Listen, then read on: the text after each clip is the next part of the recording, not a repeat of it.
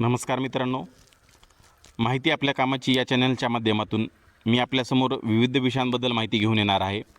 तर मी आजचा विषय आपला आहे सेविंग अकाउंटबद्दल. तर आपण जाणून घेऊया सेविंग अकाउंटबद्दलची संपूर्ण माहिती. सेविंग अकाउंटला मराठीमध्ये बचत खाते म्हणतात. हे खाते सामान्य नागरिकांसाठी असते. आपल्या कामातून कमावलेल्या पैशातून जो पैसा वाचतो त्या पैशाला सामान्य नागरिक आपल्या बचत खात्यात जमा करतो आणि प्रत्येक सामान्य नागरिकांचे बचत खाते असणे हे आवश्यक आहे. तर सोप्या भाषेत सांगायचे झालं तर बचत खाते हे असे खाते आहे जिथे आपण आपल्या दैनंदिन जीवनातील बचतीचे पैसे बँकेत जमा करून ठेवू शकतो. त्याऐवजी आपल्याला बँकेद्वारे चांगला व्याजदर मिळतो. बचत खात्यात पैसे जमा करण्यासाठी कोणतीही मर्यादा नाही. तुम्ही तिथून कितीही रक्कम काढू शकता आणि कितीही रक्कम जमा करू शकता. सर्व शून्य शिल्लक खाती म्हणजे शून्य शिल्लक बचत खाती वगळता इतर सर्व बचत खात्यांमध्ये आपल्याला किमान रक्कम राखणे आवश्यक आहे किंवा असते. आजकाल अनेक बँक खात्यांमध्ये दरमहा 500 ते 2000च्या दरम्यान किमान रक्कम ठेवणे गरजेचे आहे.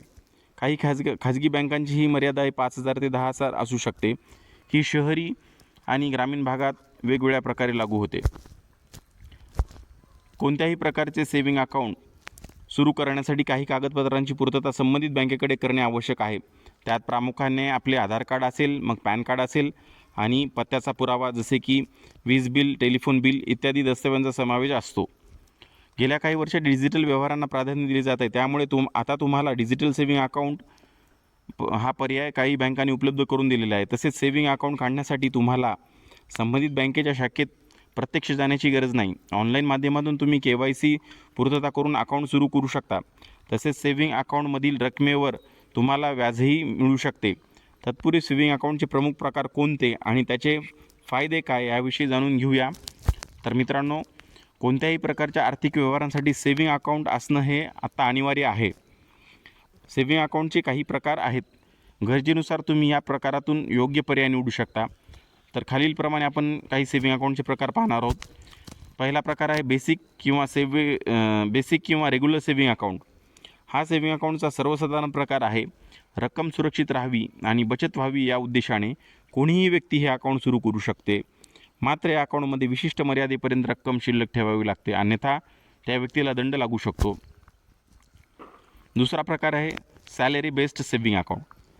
एखाद्या कंपनीमध्ये किंवा फर्ममध्ये तुम्ही जर नोकरी करत असाल तर ती कंपनी किंवा फर्म तुमचा पगार जमा करण्यासाठी हे अकाउंट सुरू करते तुमचे.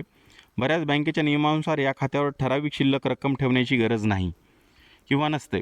जर सलग 3 महिने या खात्यावर पगार जर जमा झाला नाही तर त्या खात्याचं रूपांतर आपोआप सामान्य सेविंग अकाउंटमध्ये होतं. हे प्रत्येक बँकेच्या कार्यप्रणालीवर अवलंबून असते. त्याच्यानंतरचा प्रकार आहे झिरो बॅलन्स अकाउंट. सेविंग अकाउंटच्या विविध प्रकारांमध्ये झिरो बॅलन्स अकाउंट हा प्रकार सर्वाधिक लोकप्रिय आहे. सॅलरी बेस्ड सेविंग अकाउंट आणि झिरो बॅलन्स अकाउंटमध्ये फारसा फरक नाही, कारण याचा वापर नोकरदार वर्ग अधिक प्रमाणात करतात. अलीकडच्या काळात केंद्र सरकारने झिरो बॅलन्स अकाउंट सुरू करण्यासाठी या गोष्टीवर विशेष भर दिलेला आहे. ज्या आर्थिकदृष्ट्या दुर्बल घटकांकडे वेतनासाठी अकाउंट नाही त्यांच्याकरिता हे अकाउंट सुरू केले जाते. यात रक्कम शिल्लक ठेवण्याची गरज नाही. त्याच्यानंतरचा प्रकार आहे मायनस सेविंग अकाउंट. सध्याच्या काळात सर्व गोष्टी ऑनलाईन झाल्या आहेत. शिक्षण क्षेत्रही त्याला अपवाद नाही. शालेय विद्यार्थ्यांना बँकिंग क्षेत्राची ओळख व्हावी या उद्देशाने अकाउंट काढलं जातं. संबंधित पाल्य 10 वर्षाचा होईपर्यंत कायद्यानुसार पालकांच्या देखरेखीखालील हे अकाउंट चालवता येतं.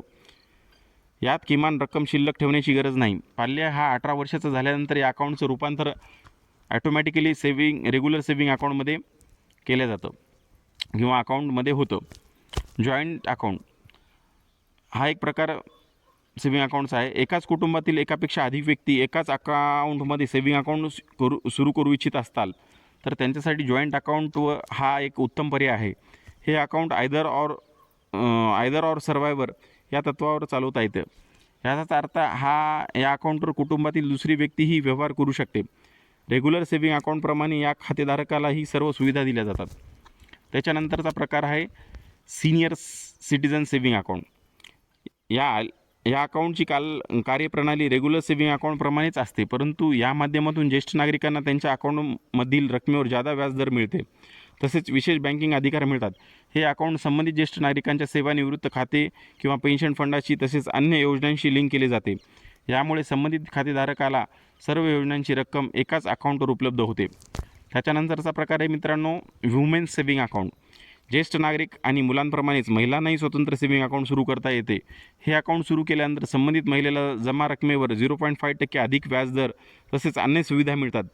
दैनंदिन गरजा पूर्ण करता याव्यात यासाठी महिलांना हे खाते सुरू करण्यासाठी बँक प्रोत्साहन देतात.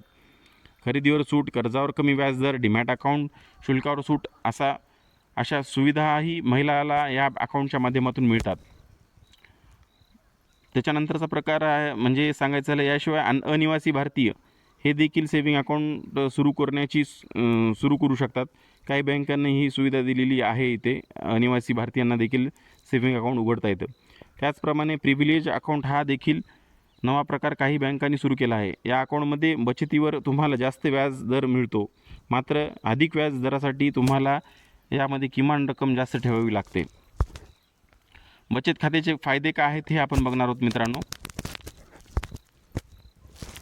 बचत खाते उघडण्याचा सर्वात मोठा फायदा म्हणजे आपले पैसे सुरक्षित राहतात.